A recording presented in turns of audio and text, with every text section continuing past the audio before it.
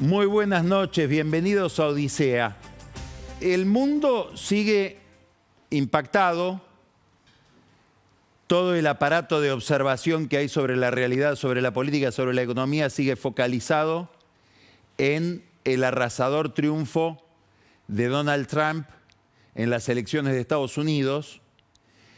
Y lo que viene con ese triunfo, las características, las peculiaridades de este nuevo gobierno de Trump, que son para muchos desconcertantes, daría la impresión de que es una ratificación más de una crisis, la crisis general que vive el liberalismo, otros podrían decir la socialdemocracia a escala occidental. En la Argentina, este triunfo tiene, como todos sabemos, modulaciones especiales por cómo se refleja, por cómo se ve el gobierno de Javier Milei en el espejo de Trump, a tal punto que muchos voceros del gobierno argentino, de los que se expresan en canales de streaming, en las redes sociales, festejaron ese triunfo como propio y dijeron, lo hicimos. Es decir, como si fuera una victoria a la que contribuyeron directamente, personalmente. Y algo de eso hay, ¿por qué? Porque la figura de Milei se ha convertido con el paso del tiempo en una figura con un impacto que va más allá de la Argentina, un impacto muy fuerte internacional, y como sabemos, Milei fue un insumo de la campaña de Trump, lo que le vale este jueves un encuentro personal con el presidente electo de los Estados Unidos en Palm Beach. Después vamos a hablar de eso. Ahora, esta euforia que viene proyectada desde el resultado de la elección norteamericana encuentra al gobierno también festejando datos promisorios de la economía argentina. Y la economía es el tema, no hay que aclararlo.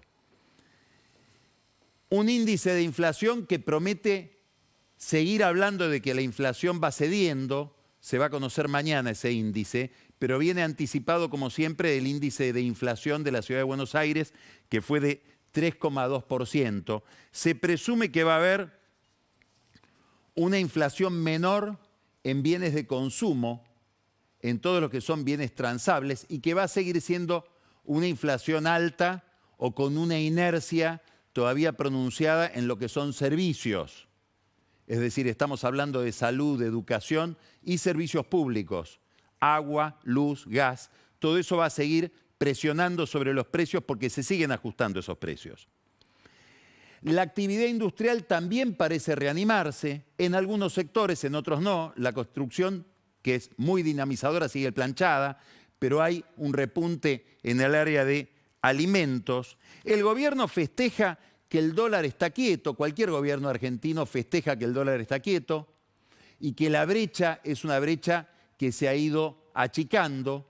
Hoy la brecha entre el dólar oficial y el contado con liquidación es del 14%.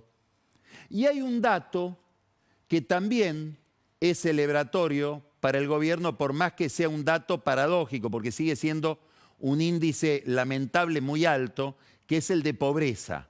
Pero si miramos estos números de la consultora Exquanti, que es una consultora especializada en mirar el comportamiento de los indicadores sociales a partir de información de la encuesta permanente de hogares del INDEC, pero con una frecuencia más rápida, más breve que la del INDEC, fíjense lo que pasa con la pobreza.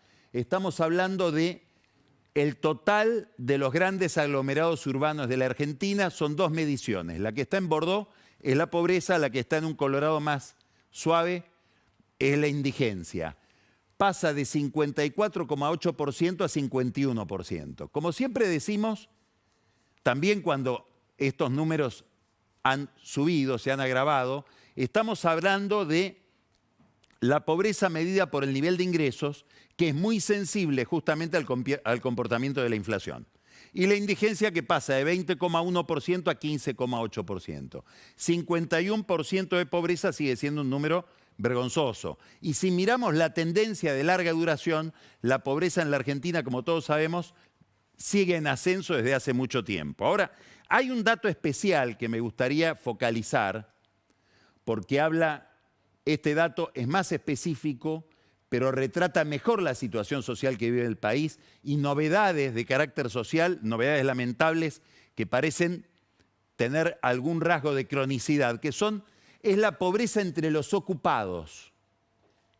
Gente que tiene trabajo, pero a la cual el ingreso no le sirve para estar por encima de las necesidades básicas. También bajó, pero fíjense el número de pobreza entre gente ocupada, 44,6%, 41,3%. Este es un país raro, es un país donde hay ocupados pobres, inclusive muchos de estos ocupados son ocupados formales. Es decir, están dentro del contrato de trabajo formal, están empleados en blanco.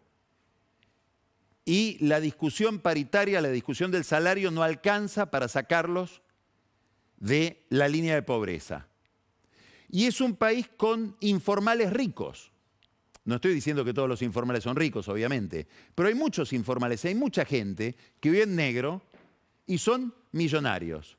Es más, hay casos de gente que tiene 1 o 2 planes sociales para poder tener algo en blanco porque el resto de su economía está en negro. Conozco el caso, por ejemplo, de un gran operador de la industria frigorífica que tiene 2 planes sociales, uno para él y otro para su mujer, porque algo en blanco hay que tener. Todo lo demás es negro.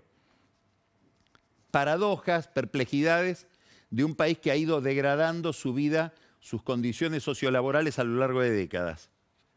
Ahora, esto de ocupados pobres tiene que ver con un tema que está íntimamente relacionado a la política, es un determinante de la política, es un determinante de el nivel de consenso que tienen los gobiernos, que es el comportamiento del salario. Y acá vamos a mirar unos números que fueron elaborados por Alfonso Prat-Gay. Estamos hablando del salario real, es decir, el poder adquisitivo del salario, el salario descontada la inflación. En pesos de septiembre de este año, y es una curva que nos trae desde el 95, es decir, de la reelección de Menem hasta ahora. Es una historia argentina este gráfico. Es la historia contemporánea de la Argentina. Miren lo que es la caída del salario, por ejemplo, después de la crisis de la convertibilidad, con la gran devaluación de comienzos del 2002. Esto es la historia del kirchnerismo. Se explica mucho el éxito político del kirchnerismo en esta pendiente, en estas estribaciones ascendentes, el estancamiento, arriba pero estancado, la caída durante el gobierno de Macri, que es el tramo amarillo, y esto que es el drama del peronismo, ¿no? Esta caída y después el derrumbe a partir de diciembre con la devaluación, el derrumbe del salario y esta recuperación que tiene que ver con el gobierno de Milei, los primeros meses del gobierno de Milei. Estamos hablando de que el final de la curva es de septiembre del 24, y acá hay un punto, es este el tema, cierto estancamiento en la recuperación del salario. Entonces, pareciera que este último tramo de la curva nos está diciendo, o nos está emitiendo, nos está mandando 2 mensajes. Primero, hay una recuperación. Cayó, fíjense hasta dónde cayó el salario real, tenemos que ir a la devaluación de Duhalde para encontrar un piso similar. Una recuperación interesante que nos hablaría de que la percepción es de alivio, no sigue cayendo, se frena. Está íntimamente ligado a la caída de la inflación, obviamente, esta recuperación. Es una mezcla de caída de la inflación más inercia de las paritarias. Pero después, una especie de estancamiento cuyo significado político no conocemos, pero habrá que ir viendo con los meses, porque en esto se juega mucho de la peripecia política de lo que está por venir. Un estancamiento que podría agregar a la idea de estoy aliviado porque dejé de perder poder adquisitivo con no llego. deja de caer el salario, deja de caer el salario real, deja de caer la capacidad de compra, pero deja de caer en un punto donde no alcanzo a recuperar mi nivel de vida anterior. Esto es interesante, lo explicó una vez acá el año pasado Juan Carlos Torre, sociólogo, historiador, planteando algo que él registra en su libro sobre la gestión de Juan Zurruel, Una temporada en el quinto piso, que es que los programas de estabilización tienen un poco este efecto en general.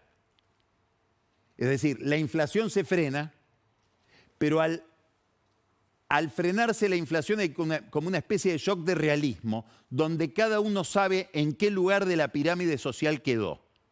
Y eso puede ser frustrante. Es una especie de objetivación frustrante, que produce desencanto. Bueno, acá hay un alivio y un estancamiento que a mucha gente le dice, bueno, quedé muy atrasado respecto del poder de compra y mi nivel de vida estable es inferior al que tenía. Habrá que ver cómo esto se traduce en la política. ¿Por qué? Porque no hay ninguna variable en la vida pública que impacte tanto sobre la política como el comportamiento del salario real. Casi que determina el voto. El voto que está determinado por tantas variables, esta es una muy importante. Por lo tanto, hay que seguir esta historia.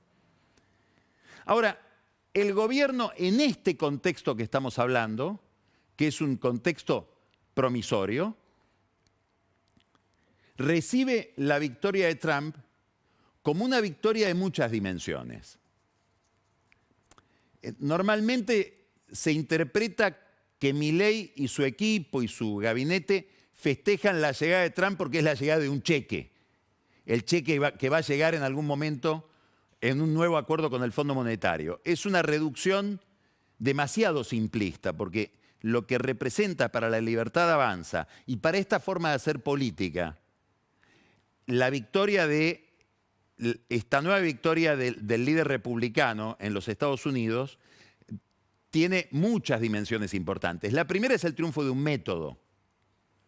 Lo que ve Milei y su equipo, igual que otros actores políticos en Occidente, en el triunfo de Trump es la convalidación de un modo de hacer política basado en la radicalización, basado en la confrontación como método, en el traslado de esa o en la tramitación de esa confrontación y de esa agresividad a través de las redes sociales. La idea de un liderazgo que se propone como liderazgo contra el establishment, contra la casta. Eso es Trump. Y para los que están en esa lógica, que son muchos en Occidente y eminentemente Milei y su gobierno, es la convalidación de que ese método funciona, con consecuencias que después vamos a analizar en el orden práctico. Ahora vamos a ver cuando llegue Trump al poder después del 20 de enero, cuando asuma la presidencia, muy probablemente se van a consolidar algunas promesas que él hizo. Entonces vamos a ver si además del triunfo de una forma de hacer política y de acceder al poder, esta nueva experiencia de Trump no es una nueva forma ya de gobernar. ¿Basada en qué? En la concentración de poder. Por eso hay una enorme perplejidad respecto de qué significa este triunfo, la misma perplejidad que hay en la Argentina respecto del comportamiento de Milei. ¿Esto es el liberalismo clásico? No, no tiene nada que ver con el liberalismo clásico. Es otra interpretación de la vida pública, del ejercicio del poder, de un líder como Trump que promete establecer, al menos por un tiempo, una dictadura, de una gran concentración de poder. Son cosas, lo voy a decir un poco vulgarmente, que uno no está acostumbrado a escuchar en inglés. Es decir, son cosas que están reñidas para cualquier imagen convencional con lo que sería la tradición anglosajona de manejo del poder, que enfatiza la limitación del poder. La limitación, entre otras cosas, con la división del poder. Esto tiende a la concentración. Trump promete ir en contra del Pentágono por viejas cuentas que tiene con los militares americanos, sobre todo en relación con algunas filtraciones de información en relación con los chinos. Promete ir contra la CIA, frente a la cual también se siente traicionado. porque filtraron mucha información de sus relaciones con Rusia, Ucrania, etc. Las negociaciones con Zelensky para hundir al hijo de Biden. Promete ir obviamente, contra el FBI, al que le atribuye él ser el instrumento del lawfare, es decir, de la persecución penal del enemigo por parte de los demócratas. Ahora vamos a hablar después de esto, que es un tema muy interesante. Promete radicalizar algo que ya sabemos que va a radicalizar porque es parte de su marca, la política migratoria. Hubo una entrevista muy interesante de Fareed Zakaria con la editora jefe de The Economist, con Sandy Minton, donde Zakaria le pregunta a Minton, bueno, a ver, ¿qué consecuencias tiene este triunfo? Y ella dice, primer país que señala México. La primera víctima de este triunfo va a ser México.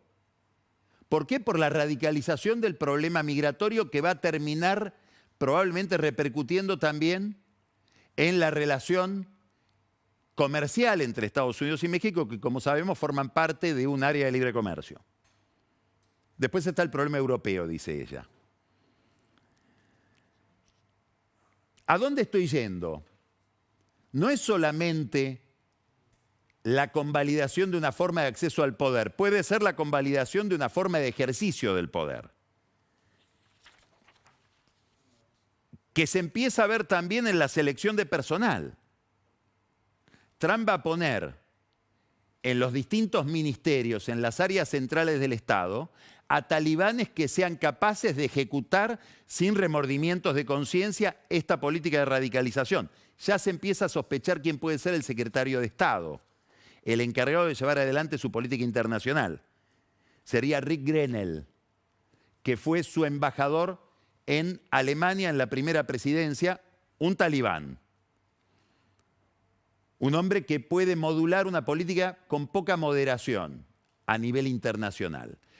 Para América Latina, el nombre que más suena es el de Carlos Trujillo, que fue muy importante en la campaña de Trump frente al voto hispano y que fue en la experiencia anterior el embajador de Trump o de Estados Unidos durante la presidencia de Trump delante de la Organización de Estados Americanos, de la OEA. Acá lo tenemos a Trujillo en Mar-a-Lago, en una visita de Macri a Trump.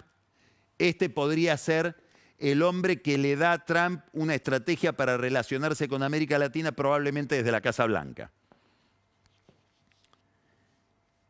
Concentración de poder que implica también conflicto con los congresos.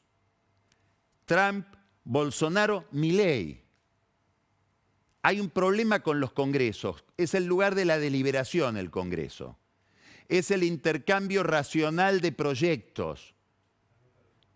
Es algo medio incompatible con una política que pretende rodear a líderes que se basan en la movilización de sentimientos, de emociones.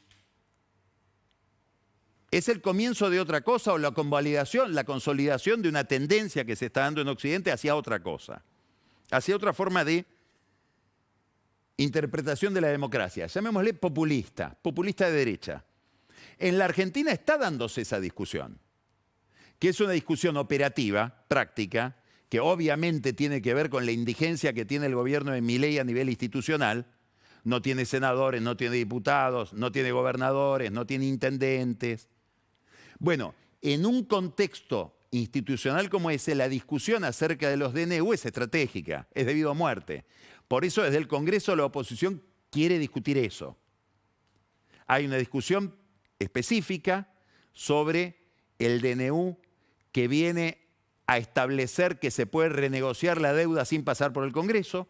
Hoy hubo declaraciones ayer y hoy de Martín Guzmán, que fue el que llevó la deuda al Congreso, diciendo esto atenta contra la institucionalidad económica, le contestó el jefe de gabinete de Franco.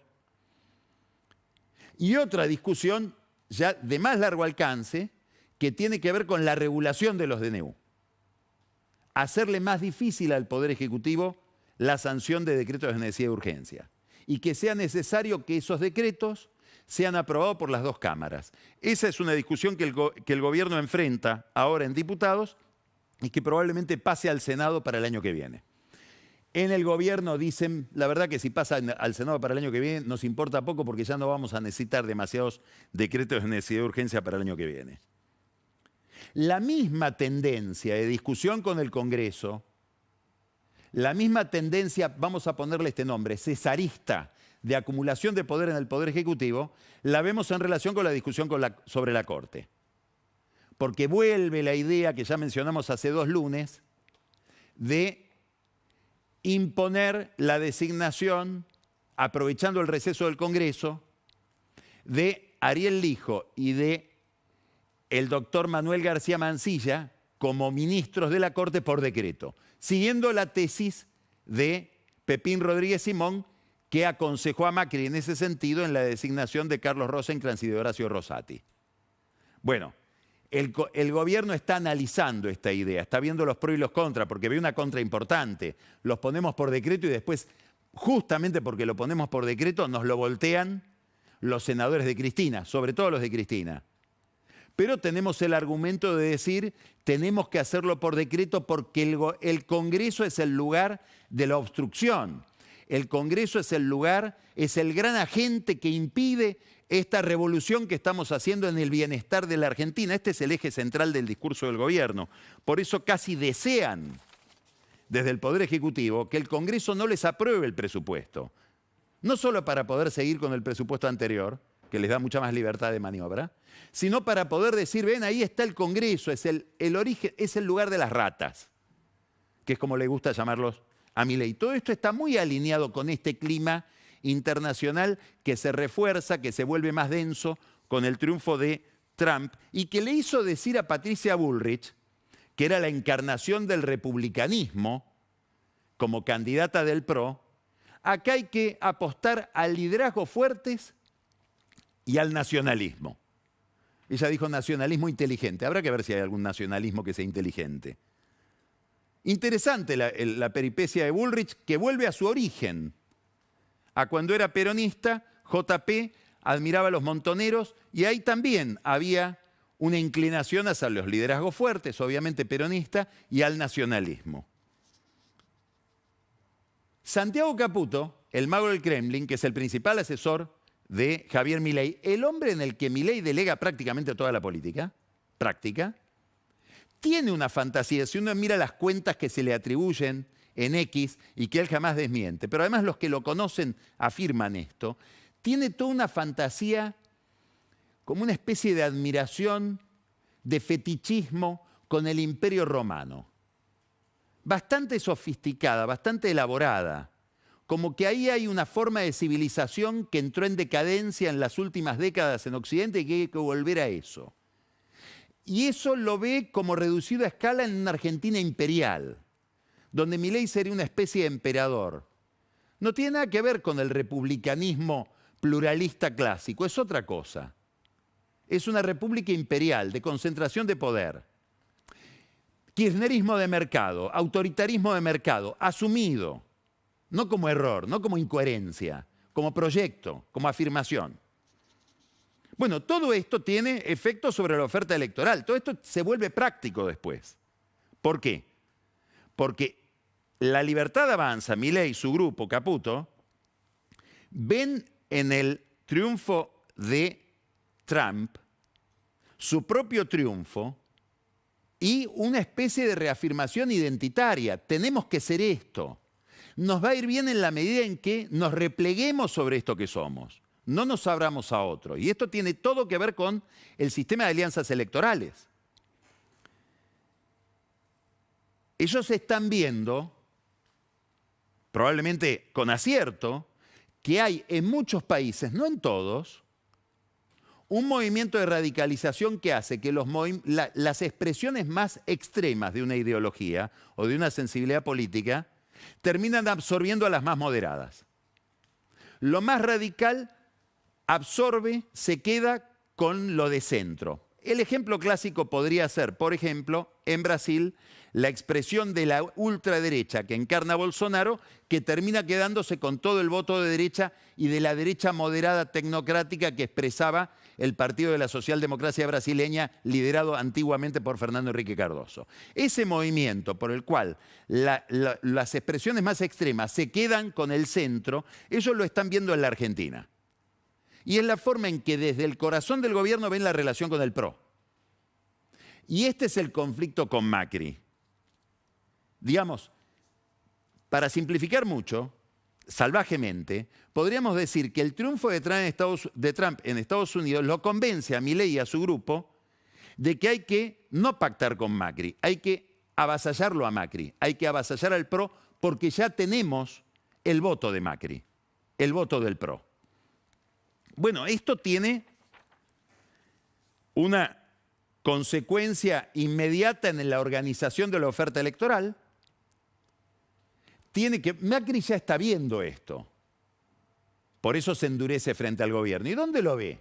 En La Plata, en los fondos. Él dice, acá hay un proyecto anti-PRO cuya primera manifestación es el financiamiento de la Ciudad de Buenos Aires, que es donde tenemos nosotros nuestra principal experiencia del gobierno.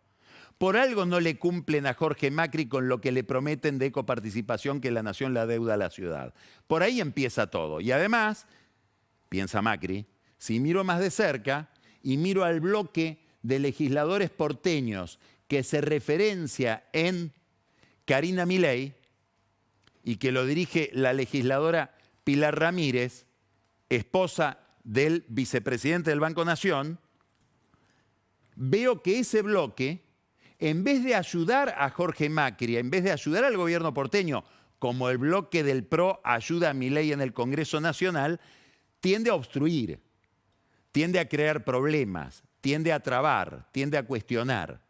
Entonces acá es verosímil que toda esta política financiera y parlamentaria en la ciudad termine en que el gobierno va a postular sus propios candidatos para la elección de senador y de diputados del año que viene, con independencia del PRO, contra el PRO.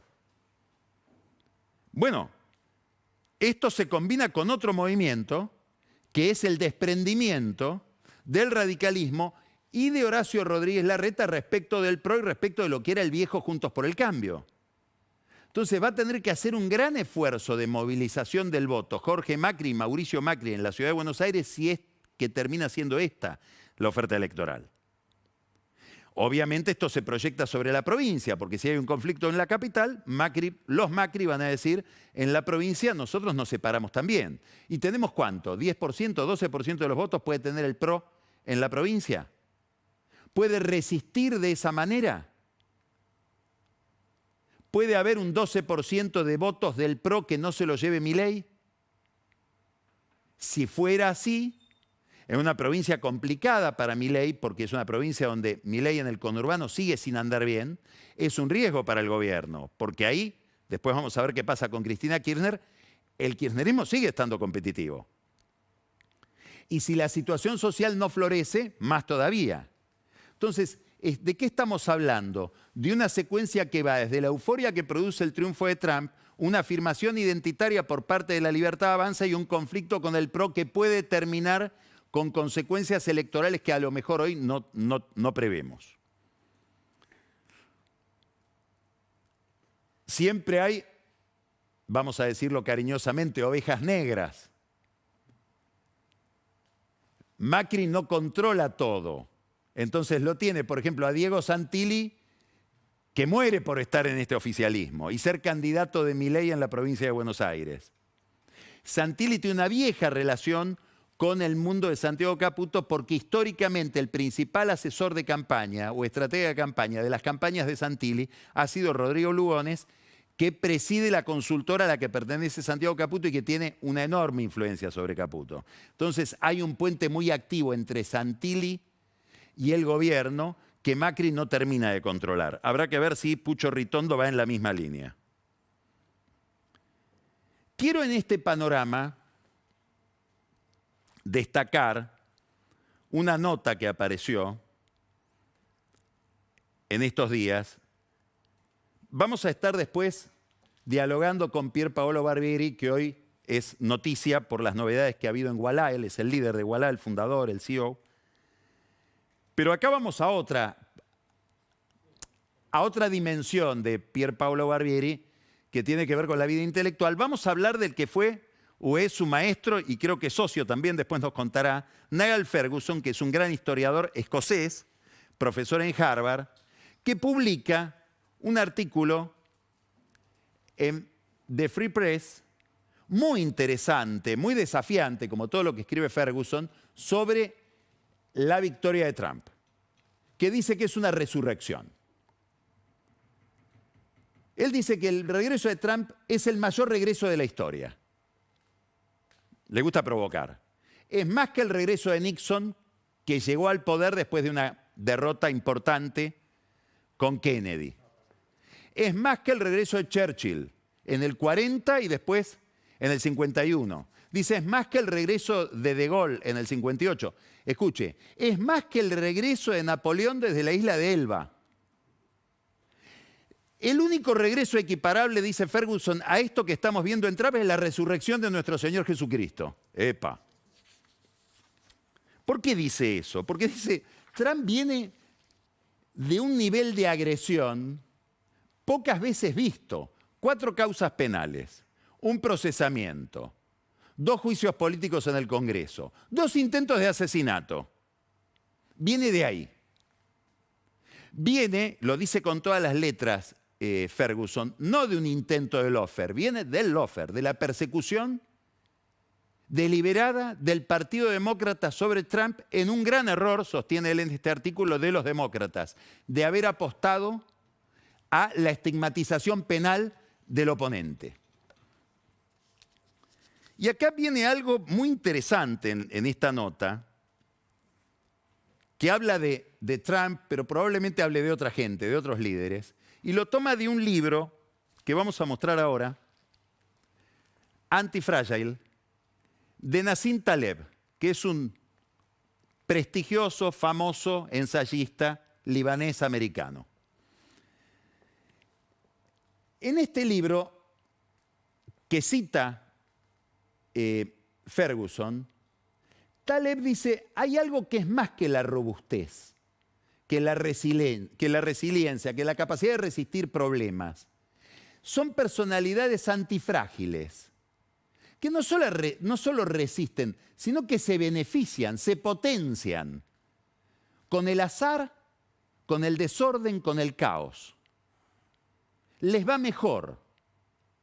Y tienen, este concepto es interesantísimo, tienen una capacidad de hacer cosas que no entienden, que les salen mejor que las que entienden.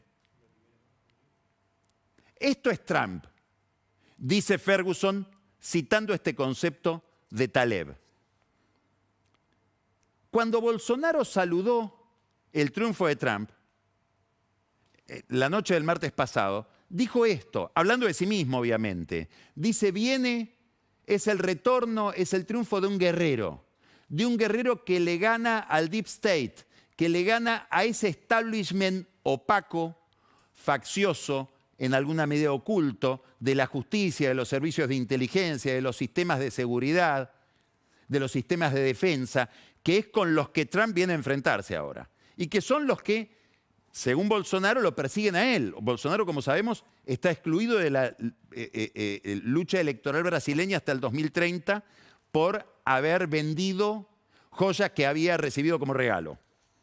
Y le esperan otras condenas posiblemente, sobre todo por el ataque contra los 3 poderes del Estado del 8 de enero del año pasado.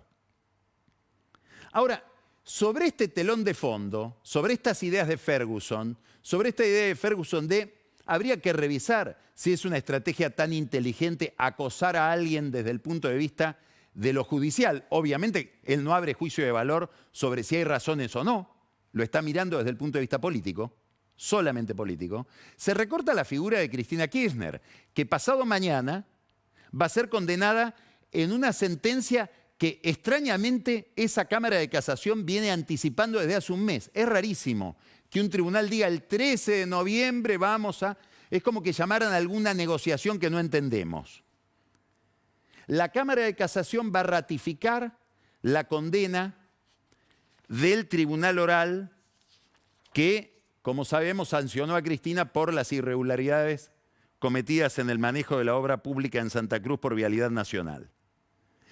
Como parte de esa condena a 6 años de prisión, viene como anexo, por añadidura, la inhabilitación para ejercer cargos públicos. Por lo tanto, la inhabilitación para postularse como candidata.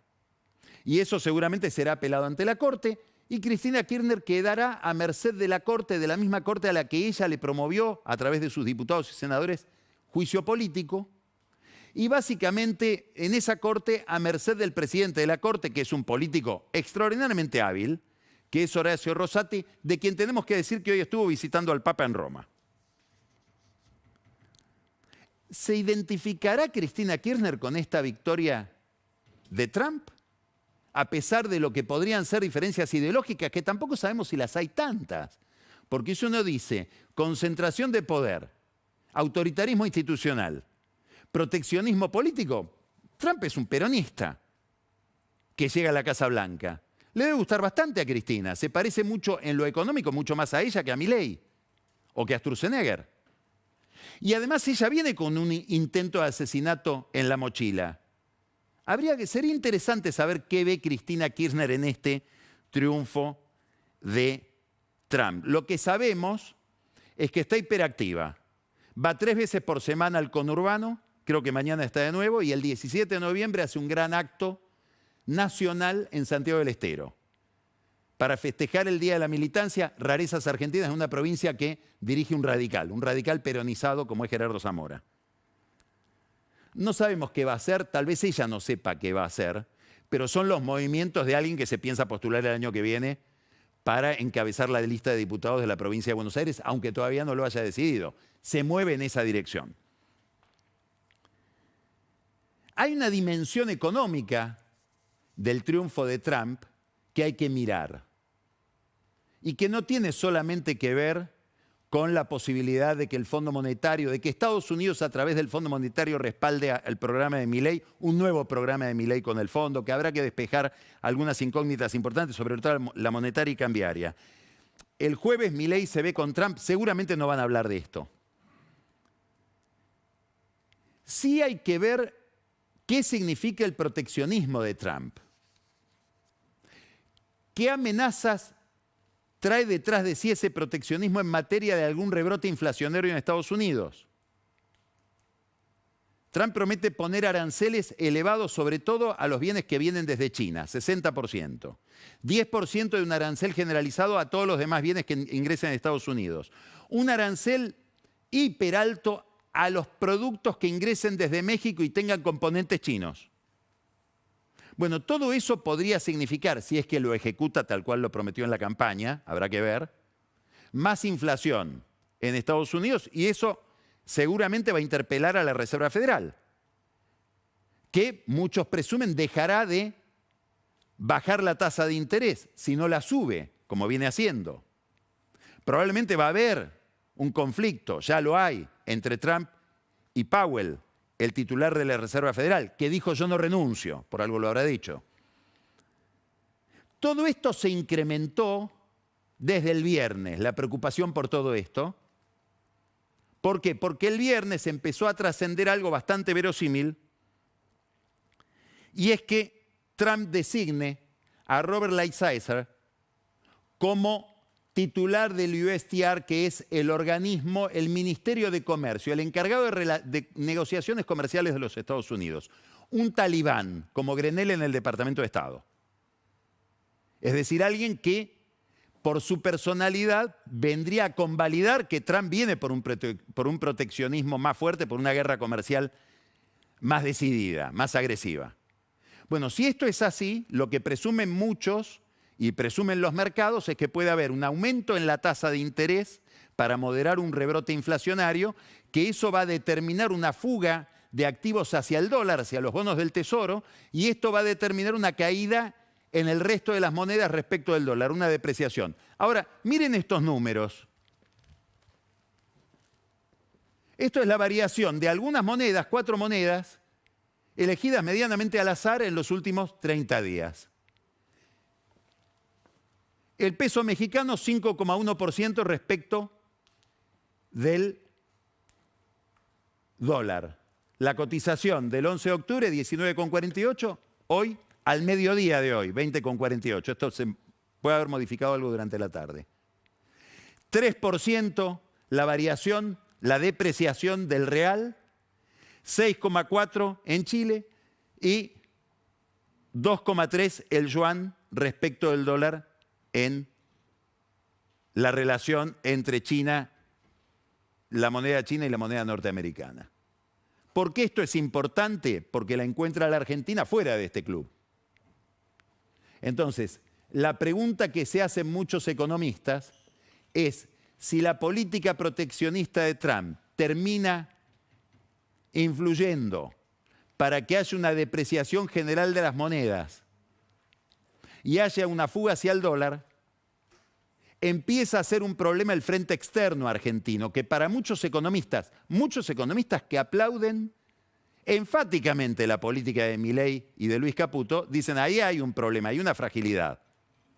Hay una fragilidad en las reservas del Banco Central, hay una fragilidad en la cuenta corriente del balance de pagos, en el balance general de dólares que la economía argentina requiere.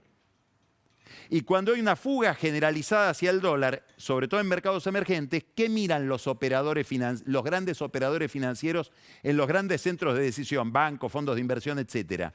¿Cuáles son los países que necesitan más dólares? ¿Para qué? Para irse más rápido de ahí. Esto pasó en el 18. Castigados Argentina y Turquía. Hay quienes dicen, cuidado, porque la política de Trump puede tener consecuencias no queridas, porque él es amigo de Milei. En lo concreto, en lo que tiene que ver con el Fondo Monetario, habría que esperar que ayude a la Argentina, pero la Argentina puede encontrarse con algún imprevisto por los vientos del mundo. Es lo que dicen algunos economistas que cantan lo que está en aquel título de un poema bellísimo de Rubén Darío, Canción de otoño en primavera. En medio de la euforia, una gotita de sombra. Vamos a empezar Odisea hablando con Pierpaolo Barbieri, que hoy viene de tener grandes noticias en Ualá por la apuesta de muchos inversores a esa compañía en $300 millones. Él nos va a explicar qué significa. Pero vamos a hablar de otros temas con él también, sobre la Argentina, sobre Estados Unidos. Él es historiador, estudió en Harvard, vivió en Estados Unidos, seguramente tiene reflexiones muy interesantes para hacer de esto que está pasando allá. Pancho Olivera, hoy no está Daniel Vilota, vamos a hablar largamente con Pancho de algo que mucha gente se pregunta, de todos los anuncios que hace el gobierno, ¿se cumplen, no se cumplen? Uno en concreto, la AFIP. Iban a echar 3.000 personas. Aparentemente esas 3.000 personas siguen ahí. ¿Qué está pasando en la AFIP? Ana Iparraguirre, que viene de asistir a las elecciones de Estados Unidos, va a poner el acento o el foco en un tema que curiosamente hace juego con lo que hablamos hace un ratito. ¿Qué papel juega hoy en la democracia el trabajador pobre? La insatisfacción frente al mundo del trabajo. El problema del empleo. Tema central, que explica muchos de estos movimientos hacia los populismos de derecha, no solo en Estados Unidos, sino en todas las democracias, o en la mayoría de las democracias europeas. Camila Perochena toma el espejo de la historia, como todos los lunes, y nos va a mostrar un recorrido de cómo han sido las relaciones entre Argentina y Estados Unidos, que han sido tan fluctuantes. Y quédese al whisky, porque Carola Gil este lunes cumple con lo que no pudo cumplir, a pesar de ella, por problemas de tiempo que siempre tenemos, el lunes pasado. Nos va a contar cómo, para sorpresa de los mismos habitantes de ese lugar, La Matanza es una Smart City, una ciudad inteligente. Al menos así la presentó el intendente Fernando Espinosa en una reunión de alcaldes de Barcelona. Habrá que ver si Espinosa es suficientemente inteligente como para darse cuenta de si es o no una ciudad inteligente la que él gobierna. Quédese después de Odisea, porque Luis Novarecio, en más entrevistas, entrevista a alguien que seguramente va a hablar de todo esto que estamos mencionando a nivel internacional, que es Diego Aguilar. Empezamos Odisea. Acá tiene las redes sociales donde nos puede seguir y donde se puede comunicar con nosotros, en X, en Instagram, en TikTok. Y vamos ahora a escucharlo a Pier Paolo Barbieri.